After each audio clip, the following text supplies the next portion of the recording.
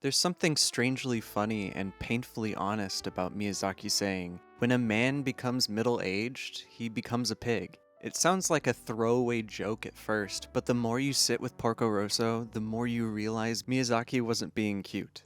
He was being blunt in the way only someone who's lived long enough to be disappointed in the world can be. And Porco Rosso is basically the embodiment of that disappointment. There's an old press release tied to the film that explains Marco's transformation pretty directly. He becomes disillusioned with humanity and cursed himself to be a pig, not because he's magically punished or struck by some outside force, but because he can't get his own mind to make sense of everything he's lived through. He can't resolve the tangle of his love with Gina, the deaths of his friends, the joy and terror of flying, and the horror of killing and dying for a country he no longer believes in. It's not one clean moment. It's a slow accumulation of contradictions that eventually crush him. My interpretation has always fallen pretty close to that official one. A mix of survivor's guilt and disillusionment so intense that he stops seeing any part of himself as worthy of being human. The transformation feels less like magic in the supernatural sense and more like his self-image becoming so strong, so absolute, that reality just meets him halfway. He sees a pig in the mirror, so that's what the world sees too. And interestingly, the people who love him, really love him, are the ones who keep seeing past it. Few obviously does, but I don't buy the idea that Gina has spent years looking at him and thinking, yeah, he's a pig. I think she barely sees the pig at all. She's one of the few people who always knew Marco, even before the war tore him open. To really understand why he became Porco, you have to understand who he was before everything fell apart. Marco wasn't just some pilot. He was an ace. He was admired. He was close with his squadron, and he was in love. He and Gina had something real, something they were both too scared to name, and then history ripped the floor out from under them. When World War I breaks out, Gina ends up living on an island under Austrian control. Marco, being the dutiful officer he thinks he's supposed to be, decides he can't marry someone from an enemy nation. So he chooses Italy. He chooses the uniform. He chooses the idea of service over the actual person he loves. And then he's rewarded for that loyalty by watching his entire squadron, his friends, his brothers in arms, and even Gina's husband, die in a single burst of chaos and fire. That dogfight memory he describes to Fio is one of the most haunting scenes Miyazaki has ever animated. Planes falling, engines burning out, everything turning into noise and light and death. And then suddenly, silence. Marco passes out, then wakes up to see that glowing white band in the sky. The dead, friend and enemy alike, they're drifting upward together. It doesn't matter who they fought for. It doesn't matter what medals they earned. In death, they're all the same. And he knows he should be up there with them. He survives when everyone around him ascends into that quiet, ghostly river. And there's no logic to it. No fairness, no meaning. He's alive and his best friend isn't. He's alive and Gina's husband isn't. He's alive and he can't explain why. That's the kind of moment that shatters a worldview. That's the kind of moment that turns patriotism into bitterness, duty into regret, or love into something too painful to touch. When the war ends, Marco walks away from the Air Force, just as fascism is on the rise. He doesn't want to fly for a nation anymore. He only wants to fly for himself. He becomes a bounty hunter adopting the name Porco Rosso, the red pig, and he doesn't just grow tusks and take a new nickname. He does everything he can to erase Marco from existence. He crosses out his own face in Gina's photo so the past can't follow him. He isolates himself on an island. He builds a life that's just broken enough to match how he feels inside. And that's the shift. The moment when pig stops being an insult and becomes a self-portrait. Miyazaki has said pigs are creatures that might be loved but never respected. They're greedy, flawed, indulgent, messy, all the things humans don't want to admit they are. So when Marco becomes a pig, it isn't random. It's a confession. It's a verdict he passes on himself. He believes he's unworthy, guilty, cowardly, selfish, and too morally stained to be called a man anymore. And because this is a Miyazaki world, where perception becomes reality, the belief doesn't stay inside him, it shapes him. If Sophie in Howl's Moving Castle becomes old every time she believes she's old, then of course Marco becomes a pig when he believes he's a pig. It's the same logic, the same emotional magic. The world in Porco Rosso responds to how people see themselves, and Porco sees himself as someone whose humanity is no longer deserved, so it disappears. By the time we meet him in the movie, he's not just living as a pig, he's committed to the role. He drinks like one, he insults fascists like one. He pretends he only cares about himself because caring is how people get hurt. He adopts cynicism like a uniform. He hides behind jokes and sarcasm so no one has to see the mess underneath. But that mess never actually goes away. It leaks through in every soft moment with Gina, every protective instinct towards Fio. Every time he risks himself for someone else, though he swears he's only in it for the money. That gap between who he pretends to be and who he still is the entire heart of his character. He didn't become a pig because he lost his humanity. He became a pig because it hurt too much to keep believing he still had any. So now that we've set up how Marco becomes Porco, the next question is, what does it mean to be a pig in his story? Because it's not just a funny design choice. It's not treated as a shocking curse by the world around him. Everyone just accepts it. And that tells us that Porco's transformation isn't meant to be read the way we'd normally read magic. It's not a fairy tale hex. It's more like the world is mirroring something internal back at him. Miyazaki has this quiet rule in a lot of his work where magic follows emotion, not logic. You see it clearly in Howl's Moving Castle. Sophie becomes old every time she leans into that belief about herself. When she feels worthless, when she feels scared, when she thinks she's in everyone's way, and she becomes young again whenever she forgets to hate herself. It's not a spell in the traditional sense, it's emotional gravity. The universe bends around how these characters see themselves. Porco is exactly the same. He sees himself as a pig, so that's what he becomes. He believes he's someone who doesn't deserve respect, who doesn't deserve love, and who has blood on his hands and guilt he can't wash off. And because he believes these things deeply enough, and because this is a world that responds to belief, his body changes to match the story he's telling himself. But what makes Porco's case more interesting is that it isn't just personal shame. There's also a whole layer about masculinity that sits underneath his transformation. Miyazaki has talked about pigs as a shorthand for what men turn into when they get older and stop caring about how they show up in the world. Pigs are lazy, indulgent, messy, or shameless. They eat too much, drink too much, hide behind bluster, and pretend they don't care about anything. It's the kind of self-protective ugliness men slip into when they've been hurt too many times. They think vulnerability is some kind of trap. Porco embodies that version of manhood almost perfectly. He drinks alone in a half-ruined hideout.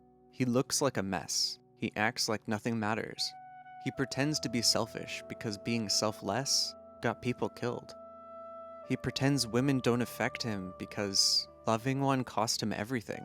He pretends he doesn't care about honor because believing in honor led him straight into the kind of war that eats young men alive. But here's the thing, that's not who Marco actually is. It's who he believes he has to be to protect himself from feeling that grief again. He's not a pig because he's unhuman. He's a pig because he's trying to be unhuman. Because being human hurt too much. Everything he does in this movie is one giant performance of selfishness. He says he's only in it for the money, but when kids are in danger, he helps them. He claims he doesn't get involved in politics, but he insults fascists like he's obligated to. He insists he's not a hero, but he repeatedly puts himself between other people and danger without blinking.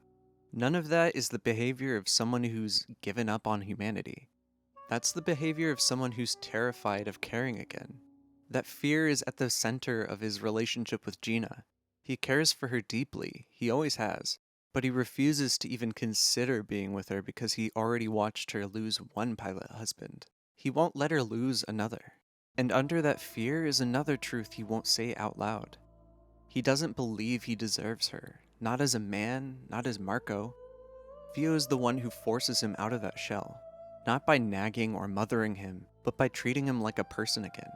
She sees his flaws immediately, but she also sees the good.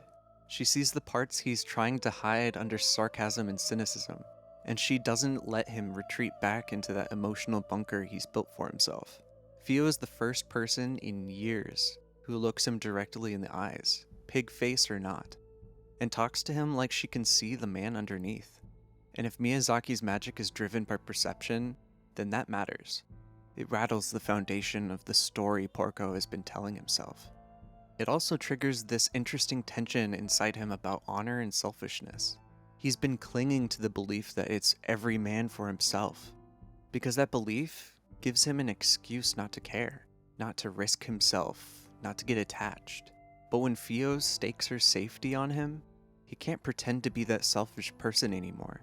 And when the movie pushes him into another impossible situation, with overwhelming odds stacked against him, he reacts completely opposite from his dogfight trauma. Instead of thinking every man for himself, he thinks, give them time. That shift is everything. He becomes human not because he's rewarded, but because he starts acting like one again. And that's where the political layer and personal layer meet. When Porco says, "I'd rather be a pig than a fascist," it's funny, but it's also brutally honest. Being a pig is his rejection of any system that demands obedience, violence, or blind loyalty. It's his refusal to climb back into the machine that killed all his friends and tried to turn him into a patriotic cog. But that same stance also isolates him so completely that he stops believing he belongs anywhere. So when Fio looks at him and still sees good, and when Gina quietly holds her ground waiting for him to come home on his own terms, those moments shake the story he's built for himself. Because if even one person sees the man in him, even under all that guilt and self-hatred, then maybe he isn't that monster he thinks he is. Maybe he doesn't need the pig face anymore. By the end of the film, you start to see the cracks forming. There are these subtle moments, especially the one Curtis reacts to, where you get the sense that Porco's face may have shifted back to human, even if we never get a clear shot. And the ambiguity of that moment makes it even more powerful. It implies that the transformation isn't the point. The point is that he's finally letting himself be someone who cares again. By the time we reach the final stretch of Porco Rosso, the movie has built up this quiet pressure. All these hints that the pig face isn't permanent, that it's not really about magic at all, that it's about whether Marco can ever really look at himself without disgust again. And the ending plays with that tension in a really deliberate way. It gives us just enough to understand what's changing inside him, but not enough to close the book on him entirely. The ambiguity is intentional, and honestly, it's what makes the ending hit so hard. Let's start with the moment that always jumps out. Curtis reacting to Porco's face. We don't see what he sees, but his reaction makes it pretty clear something changed. Fio's narration hints that there's more to tell, but she doesn't tell us. And the movie deliberately cuts around Porco's face after that point. Some people interpret that as him turning human again. Some say he's still a pig. But the real point is that the outward appearance stops mattering the moment he stops believing the worst story he's ever told about himself. Because by that point, he stopped acting like a man who hates himself. He stopped hiding. He stopped pretending he's selfish. He stopped pretending he doesn't care about Gina. And he stopped believing that the only way to survive is to detach from humanity altogether. Whether the pig face disappears or not is irrelevant next to the fact that the self-hatred holding it in place finally cracks. This ties into something people sometimes miss about the ending. Porco makes a different choice in the final confrontation than he made in the war. When the squadron of fascist-backed planes shows up, he doesn't fall back on his old belief that it's every man for himself. He doesn't just run or try to save his own skin. He makes sure Fio is safe, and then confronts that threat alone. He buys time for others. He acts from courage, not from guilt. He chooses to protect rather than detach. That moment mirrors the dogfight flashback almost perfectly. In the past, he watched everyone rise into the white band of death while he stayed behind. Alive but empty. This time he stays behind again. But now he's choosing to stay. He's choosing to fight. He's choosing to protect people. He's choosing to be human, even if he still looks like a pig. And that's why the transformation doesn't need to be shown. The movie cares way more about who he is, rather than what he looks like. The whole point is that he becomes human through action long before his face ever reflects it. Now let's talk about the political layer, because the ending really doubles down on it. Porco saying, "I'd rather be a pig than fascist," is iconic, and it gets tossed around like a meme, but it lands with actual weight once you understand the context.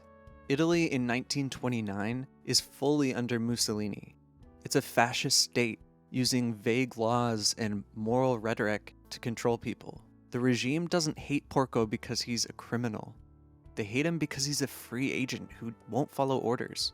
He's a man with the skills to be a weapon, and he refuses to be one. That alone makes him a threat.